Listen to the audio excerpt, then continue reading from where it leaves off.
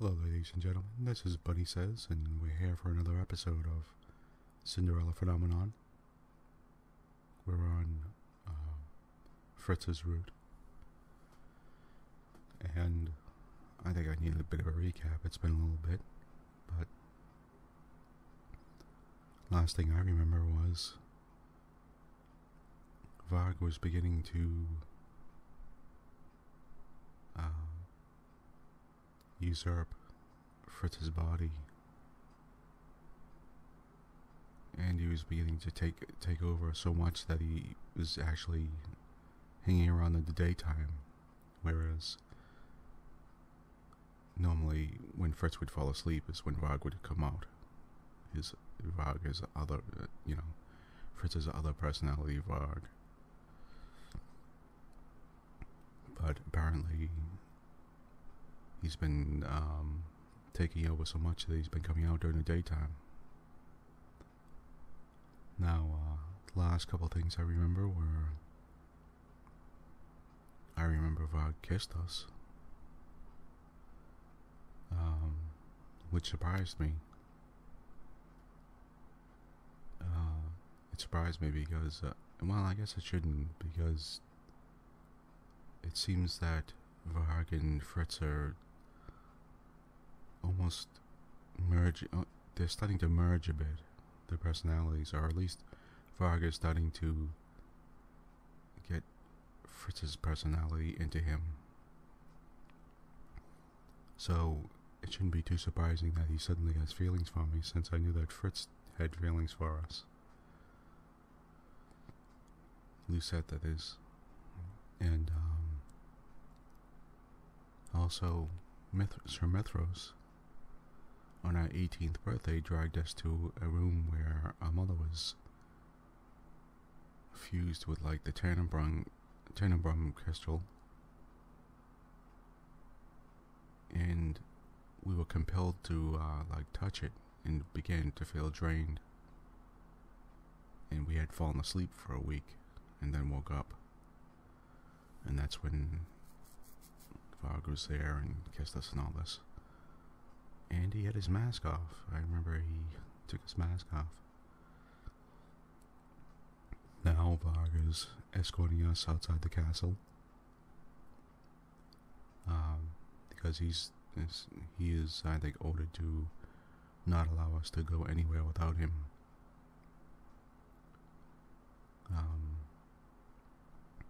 So I wanted to leave the castle, and I slipped out real quick, and Varg chased after us. Now we're in the town center here, and I think our only purpose was to just get out of the castle. Okay, so let's start from there. Varg leans out and wraps his fingers around my elbow, pulling me to a stop in the shadows of an alleyway.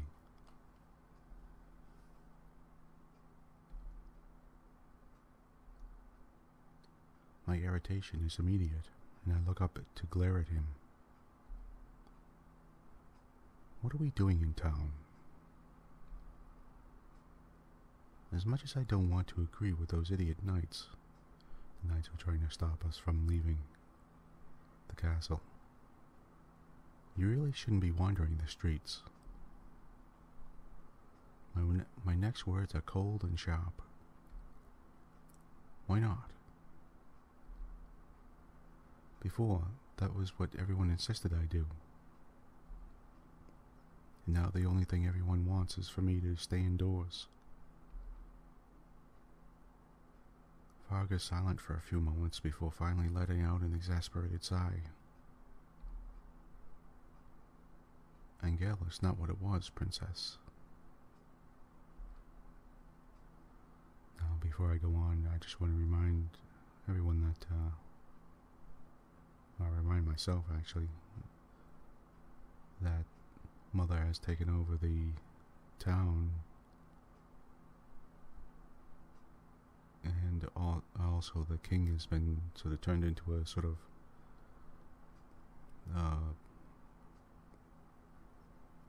almost a vegetable, And also, our curse has been broken since our 18th birthday. So everybody remembers who we are. And Lucette, what are you talking about? Rog places his hands on my shoulders and turns me so that I am looking out onto the streets.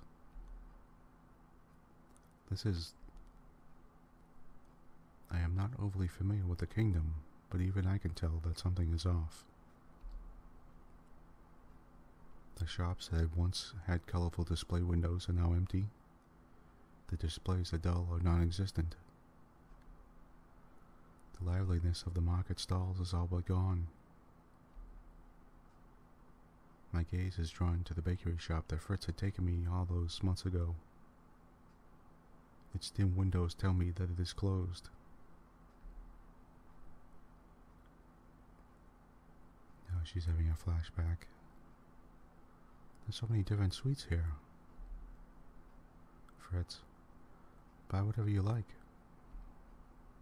Are you certain? Absolutely. I know nothing makes you happier than a good pastry. How do you know that?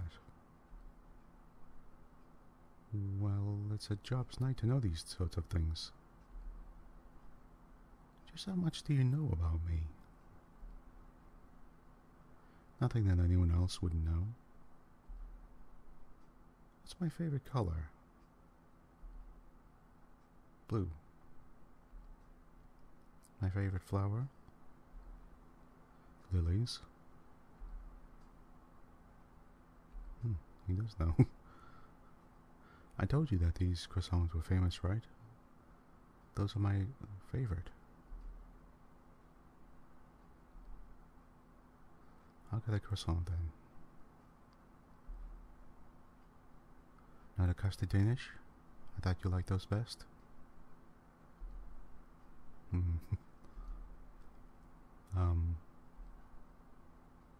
A croissant, of course, right away.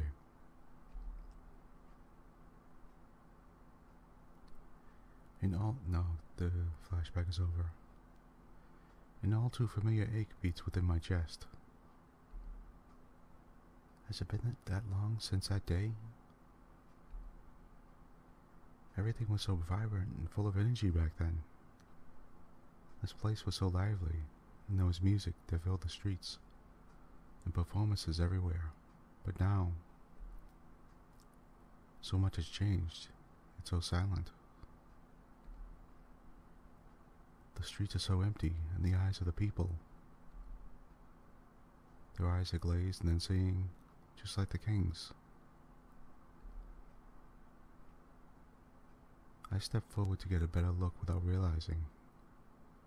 I am only dimly aware of Vog's hands, which have not moved from my shoulders. What happened? The queen happened. But the people. She can take control and can demand obedience, but she can't force love or loyalty. The people of Angel are being crushed, Princess, and they know who's responsible for it. Vog's voice is hushed, but he still draws stares. I flinch back at the expressions on the people's faces as they look at us. There's fear in their eyes. I instinctively retreat until I fall back into Vog, his hands tighten on my shoulders. They know that you're her daughter. These are the looks they have always given me. This is why they have feared me. Abruptly, Vog draws his cape around me, enclosing me in darkness.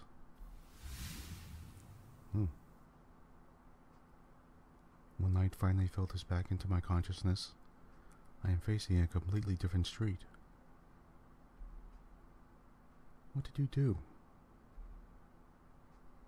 Smoke and mirrors. Things might have gotten out of hand back there, so I got us out. I guess he could sort of like teleport with his cloak. Like wraps it around himself and he could like disappear into darkness and then move, I guess, and he suddenly releases me and nudges me forward.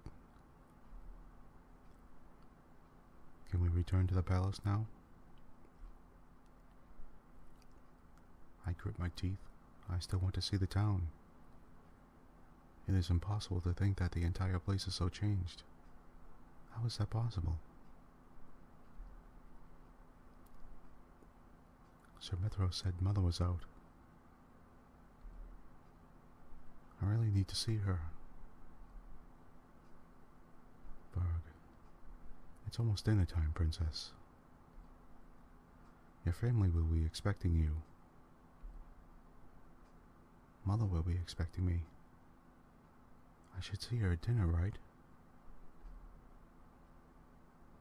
Thinking about everything that has transpired exhausts me.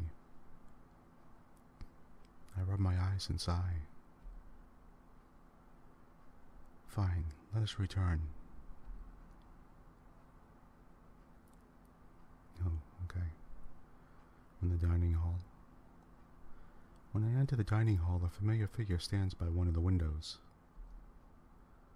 I have not seen her for 4 years, but she remains unchanged.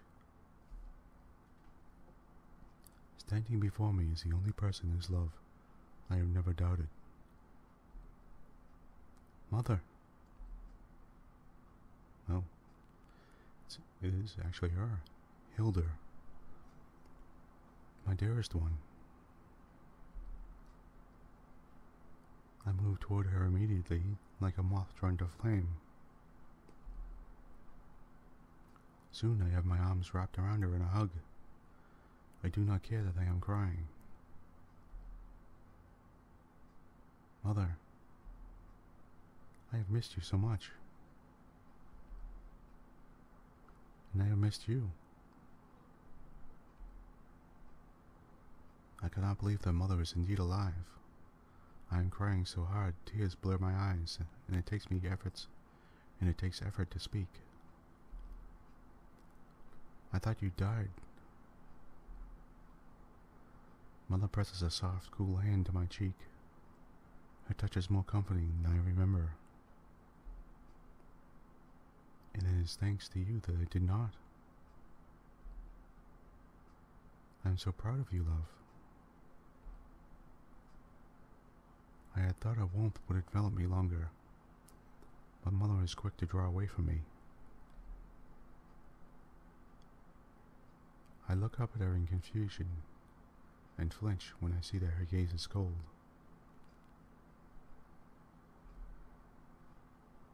But I heard you left the palace today. What have I told you about leaving the palace, Lucette?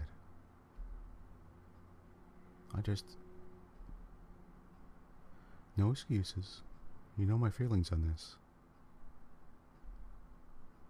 But have you truly become so disrespectful when I was absent?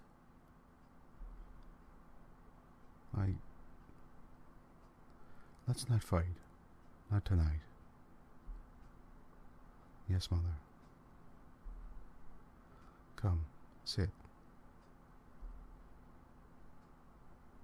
I take my usual chair and stare at the now vacant seats in front of me.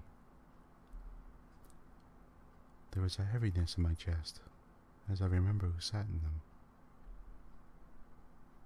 Those are Ophelia, Rod, and Emmeline's places. And the king. I turn to look at him and feel my heart falter and sink. Hildur. Lucette? The king is sitting in his usual seat, but his expression is as vacant as it was earlier. Lucette. It's nothing. Mother follows my line of sight and frowns. Mithros told me of your request. I had not anticipated that you would require something from him in exchange for reviving me. But no matter, I had no desire to see Sir Alcaster's plans come to fruition. Where is Sir Alcaster? My mother beckons quietly with a wave of her hand, and servants begin to place platters of food at the table.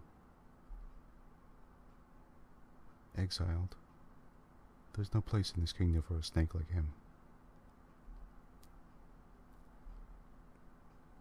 Then why is Varg still here? My mother looks at me with knowing eyes as the servants spoon soup into our bowls. You still need a guard. Excuse me.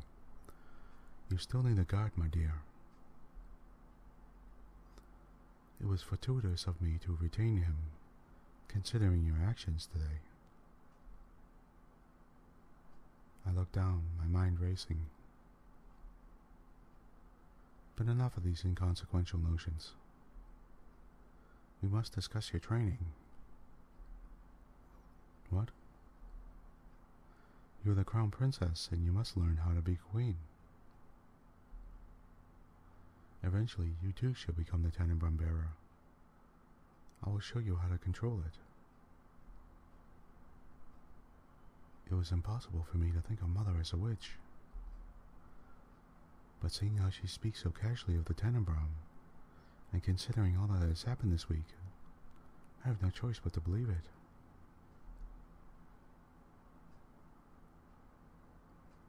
Why did you not tell me about the Tannenbaum, about the witches?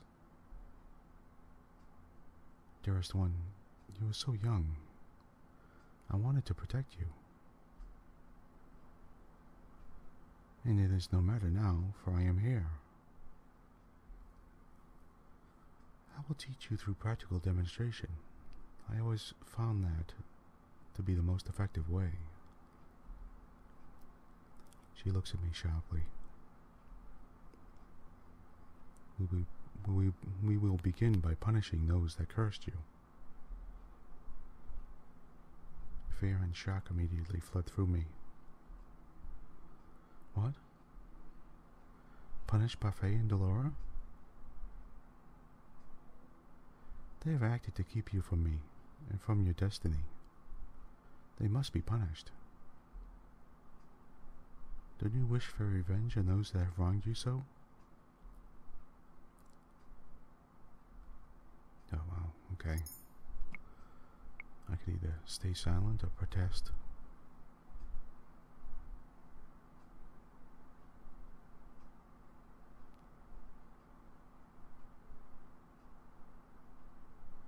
If I protest my mother, the mother's gonna know there's something up. But I don't want to stay silent either. I'm gonna say something. I do not want revenge. Mother sets down her spoon. Dearest one, need I remind you of how the people of this world will seek to abuse your nature and your position in order to use you? Have you not experienced the selfishness and greed of people firsthand?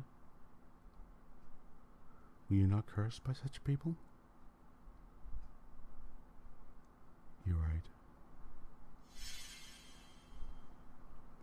But Delora and Parfait, they have been kind to me as well. Mother goes back to eating. Regardless, we shall start your lessons tomorrow. For some reason, my eyes are drawn once more to the king. He has not moved since dinner began. His soup is still untouched. The king is barely conscious. Mother is right here, so close to me, and yet nothing feels right. You will succeed me in all things, my daughter. Mother speaks and my attention snaps back to her. I expect nothing but your full devotion to this task. I mechanically bring a spoon of soup to my mouth and swallow without tasting. Could I really punish anyone? Oh, dearest one. Mother's voice pulls me away from my thoughts.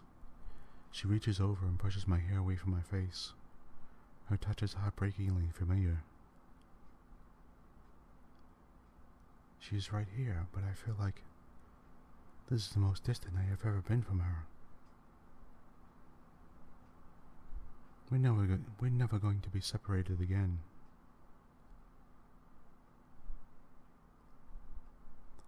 Oh, wow. Okay. Chapter 8, Uprising. Okay, we're in the throne room. Hilda is here. Lucette? I cannot do this. You are not trying hard enough. But it is almost as if you do not wish to complete your training. Ever since Mother came back, she has been teaching me to use my magic. But her methods are... well, I cannot bring myself to agree with the way she teaches. But this is a little bird, no more. This bird is still alive. It's been trying to escape the dome it's been trapped under this whole time. Your bleeding heart will be the end of us all, Lucette. Do you feel such turmoil every time you have a meal? Do I need to remind you how many animals are killed on a daily basis just for your meals? But this is different. Why can't Mother see that? All you are doing is removing the air in the dome. This is a lesson about control. How else are we to tell when you are successful without such a barometer?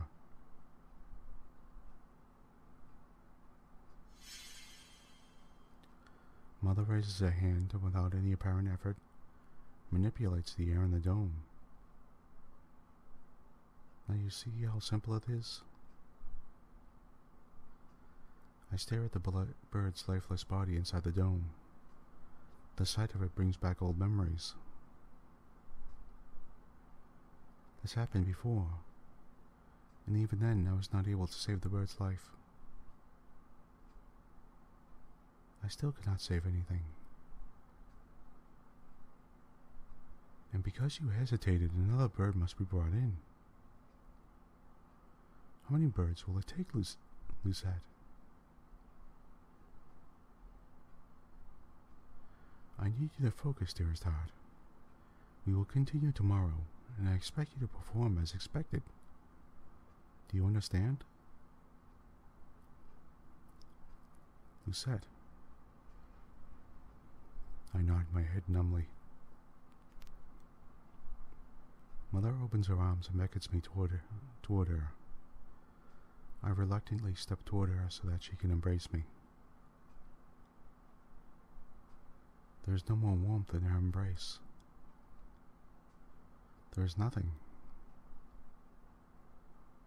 Mother strokes my hair. Before, I found the gesture endearing and comforting.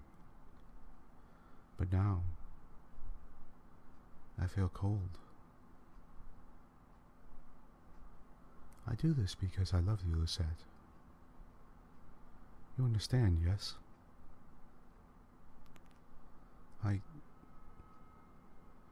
The words I want to say are trapped in my throat. I can't... Mother pulls back, a questioning look in her eyes. Say you love me, darling. Of course I love you. I do love her, but things are different now. I cannot deny who she is or what she can do. Mother sighs heavily before releasing me and turning around. Varg? Okay, Varg is here. The door opens and Varg steps inside immediately. He kneels before us. Your Majesty? Take my daughter back to her room. As you command. Varg rises and bows before going to hold open the door for me. Princess? Good night, Mother. I curtsy and follow Varg out of the throne room. Ever since Fritz disappeared that day, I woke up. He has not returned. The hope that he would return and that Varg would be destroyed is slowly disappearing. Every morning I wake and find Varg standing outside my door. I become more disheartened. I look at Varg's back as he walks in front of me. How am I supposed to bring Fritz back? Varg is only getting stronger each day. At this rate, Fritz will... Adiuva. Varg. You know that will not work on me anymore, Princess.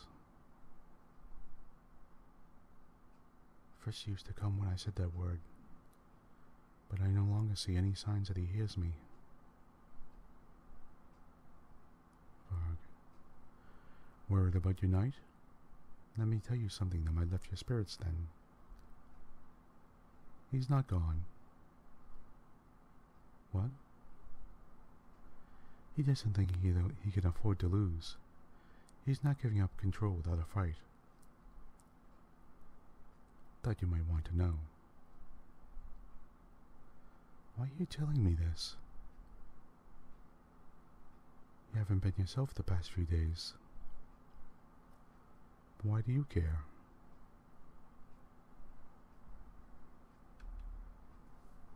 There's a full-on picture of Varg. Varg stops and turns to look at me. He's looking at me the same way Fritz always does, with gentle acceptance. I can almost believe I am looking at Fritz and not Varg. I've been asking myself the same question. This is Varg speaking. I know these feelings for you aren't my own, and yet... Feelings for me? I guess his emotions for you are too strong. It's rubbed off on me. Now I'm stuck caring about you too. Yeah, that's what I thought. Varg's expression changes, a subtle sadness creeping into his eyes. Stupid. We both know who you choose when the time comes. What? Varg smiles, but it is devoid of any cheer. He turns around and continues walking without waiting for me. Hurry up, Princess. The rest of our walk is silent. Okay. I'm here back in my bedroom. The night is deep, dark, and gentle, but I cannot find peace or sleep in the all-consuming silence. It's been 2 weeks since Mother's return, and 2 weeks since I've been able to sleep through the night. Most of my days are spent at Mother's side. When we're out patrolling in Gale, she is teaching me how to use the Tenenbaum, readying me as her successor.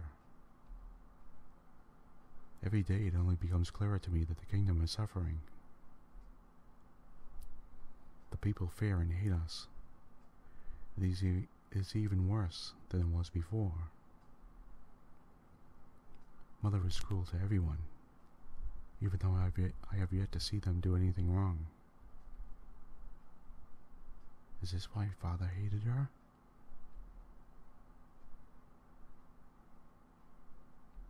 Now she's having a flashback.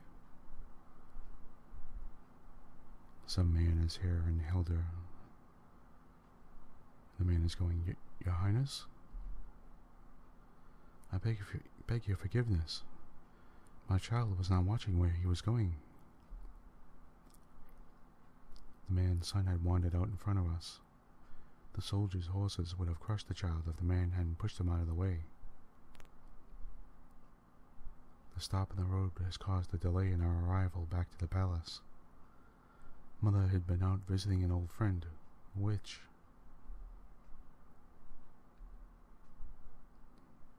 Lucette, Mother? There's a blinding flash of light as Mother draws a shape in the air. When the light clears, the man has disappeared from in front of us. He has collapsed against the wall of a nearby building. Mother threw him into the building. Let us continue. But Mother, the man isn't moving. I do not think he's breathing. Come along, Lucette. Mother, why did you do that? The man, he... Are you questioning me, Lucette? Mother's gaze is cold as steel. Her eyes as sharp as a blade. I flinch away from her. You have become soft. The world has changed you while I was sleeping. Do not worry, dearest heart. I will bring you back to what you were, I promise.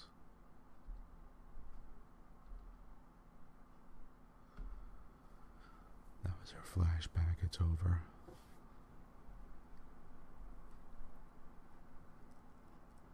We're back in the bedroom here. Mother smiled at me then, the same smile she would always give me when I was a child. I used to be comforted by the sight of it, but now it terrifies me. And the king. I choked down the lump in my throat. He is gone. He speaks, he eats, but he is not here. If it were not clear in his actions, it is clear when I look into his eyes. He is right there, and yet I miss him. The frustration makes me restless. I stand up so that I can make my way toward the window and stare outside. I am being ridiculous. Why should I miss him when he has been nothing but neglectful? I have forgotten how he stopped caring about me when he invited his new family into the palace. He treasured them and his kingdom more than he ever loved me. He never valued me. And yet, I would give anything to go back to how things had been. The weight of my shoulders and in my heart is overwhelming. The feeling only worsens when I turn my thoughts to another person. Fritz. With a sigh, I lean my forehead against the cold glass of the window. Frog said that Fritz is still fighting, so he must still be in there. How can I help him? Fritz? Who? Before I can turn, someone clamps a hand over my mouth. The rest of my words are muffled. Woman. Long time no see. That voice. Wherein. Okay. Let's stop here. Let's look at cliffhanger. Since the chapter is called Uprising, I assume they're breaking into the palace.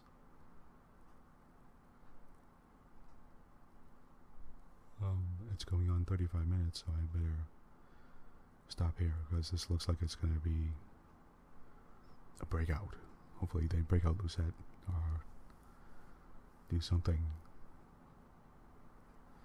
And I guess there'll be some fighting and stuff, so yeah, I better stop here. Okay, thank you for listening, and I hope you're enjoying this, and we'll see what happens next time. So, this is Bunny Says, and I just want to say goodbye, and I'll see you soon.